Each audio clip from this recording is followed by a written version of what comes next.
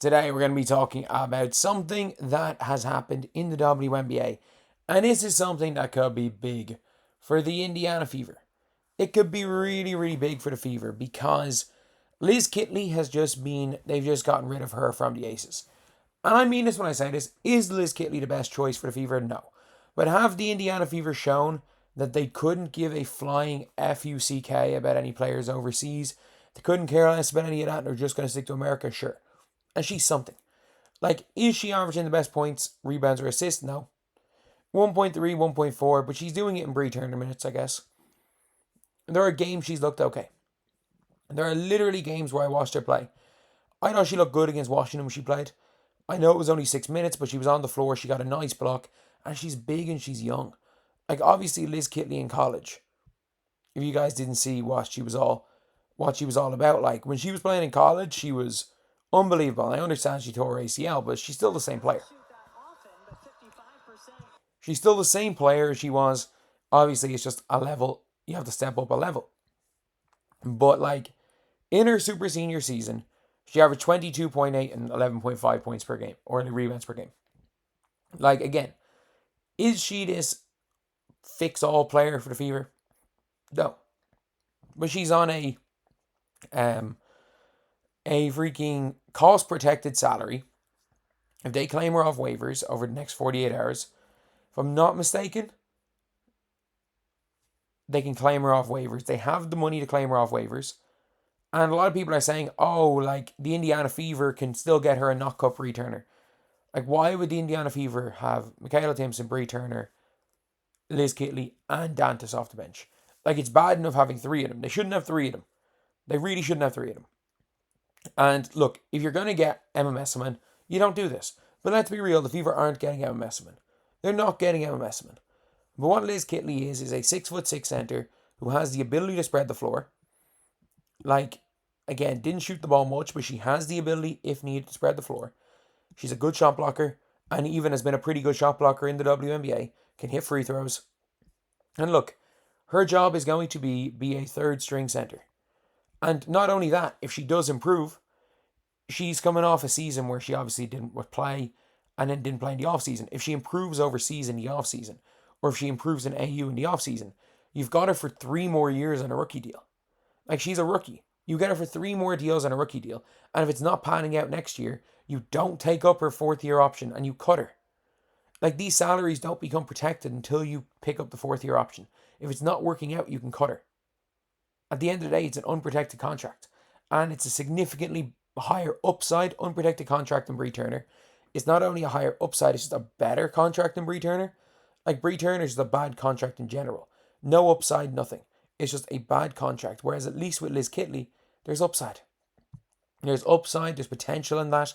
And look, if I trusted this organization to do anything overseas, I would say Baddy Ann's a better player for this year. But at this stage, they have to just write off this championship in 2 years. Go for the championship in 2027, 2028. Try win those championships because you can build around. You build around the core couple of pieces you have. And you can be good. You can be good, but the team's not winning shit this year.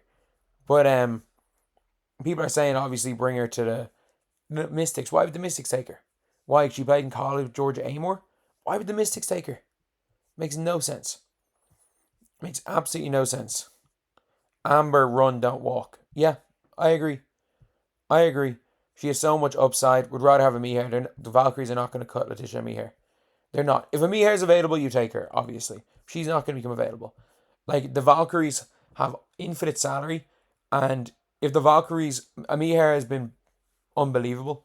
Like, they can still cut Chloe Bibby and Caitlin Chen and have enough for Meher.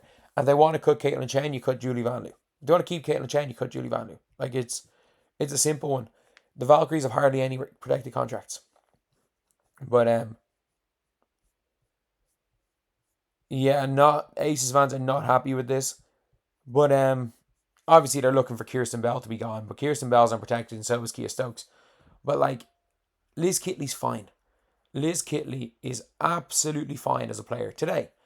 And she does have that upside to get better. She's not particularly young.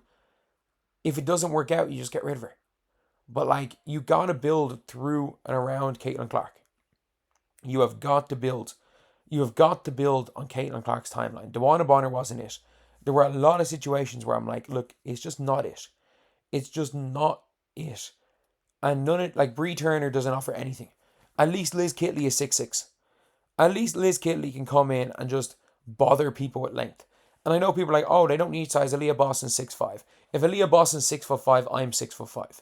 Like, we've seen Aaliyah stand beside Angel Reese. She's shorter than Angel Reese. We've seen Aaliyah Boston stand beside A'ja Wilson. She's shorter than A'ja Wilson. We've seen Aaliyah Boston be made look tiny by Tiara McCowan, who's supposedly only 2 inches shorter. Aaliyah Boston is about 6'2.5". So having a legit 6'6" presence who is a shot blocker, who can come off the bench and give you, at worst, exactly what Bri Turner does, but she has some potential. And again, she's on a cost-protected contract. You don't have to pick up her fourth-year option. You do not have to pick up her fourth-year option. She's going to be in year 2 next year. And if it's not working out, you just cut her. It's simple. It is simple. If it's not working out, you just cut her. She's going to be on a minimum. She's going to be on a lower contract. She doesn't sign for the vet minimum. She signs for the young player minimum. And yeah, it is straight up a thing that, like, people don't realize how important team building is. People don't realize, and for people being like, oh, it's Bri Turner's great off the court, but I mean, Liz Kitley was there celebrating Caitlin Clark. She was in Iowa celebrating Caitlin Clark's title. Well, say not title, jersey retirement. She was there celebrating Caitlin Clark's jersey retirement. Liz Kitley is a perfect player for the Fever to pick up. And look, at the end of the day, if you guys don't agree with it, that's fine. If you guys do agree with it, then the Fever should move on. But like, as we've said, it appears that Bri Turner has diplomatic immunity. It appears that Bri Turner has some weird clause in her contract that even though she's unprotected, she can't be fired because she's on the PA.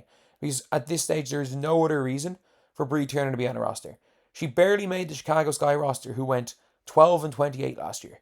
She was getting DNPs on that roster. Like, why Bri Turner? Because she was good in 2021 and then seemed to just forget how to play basketball. Why she's on this roster is beyond me. I have absolutely no idea. But look, at the end of the day, as long as the Indiana Fever are good in September, it doesn't matter.